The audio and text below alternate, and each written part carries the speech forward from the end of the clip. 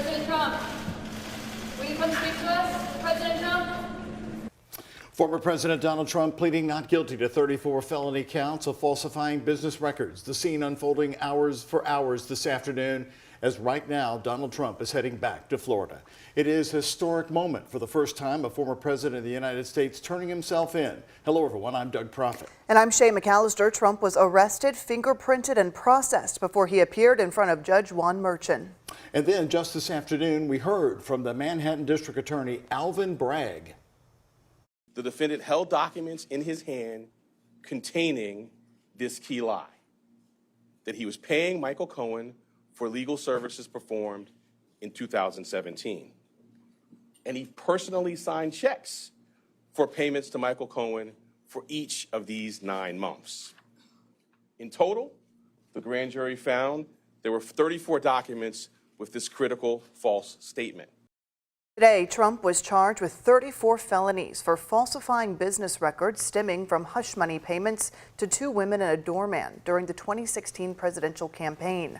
Trump is accused of falsifying the records to claim the payments were ordinary legal expenses.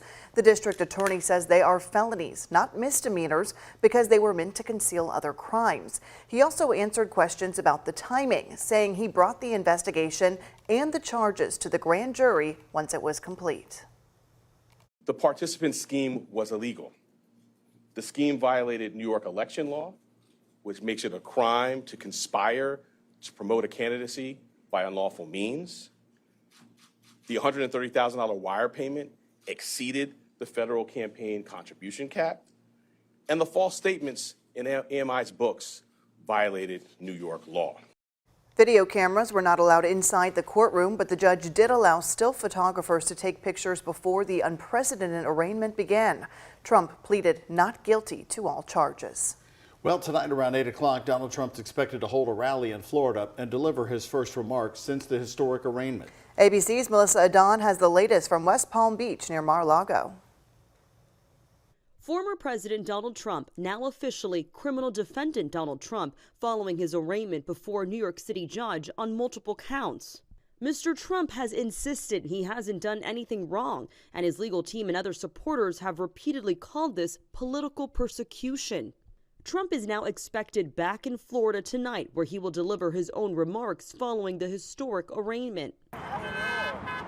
West Palm Beach law enforcement on alert, sharing to ABC how they have heightened security plans in place in case of major protest.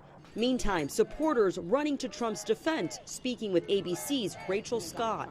It's just pure nonsense. Personally, I think it'll bolster his campaign. People want to support him because they see him as an underdog at this point. According to an ABC News Ipsos poll, 45% of Americans think Trump should have been charged with the crime in this case, while 32% don't think so, and 23% say they don't know. Trump is stepping up his rhetoric against Manhattan District Attorney Alvin Bragg on his social media platform. Cy Vance Jr., the former Manhattan District Attorney who began the criminal investigation into Trump years ago before Bragg eventually charged him, appearing on NBC's Meet the Press.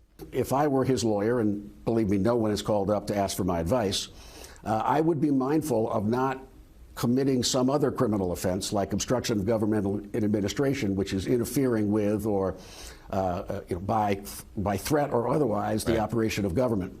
Tonight, sometime after 8, former President Trump is slated to make remarks here at his estate in Mar-a-Lago. Several Congress members who've also backed the former president are expected to be in attendance.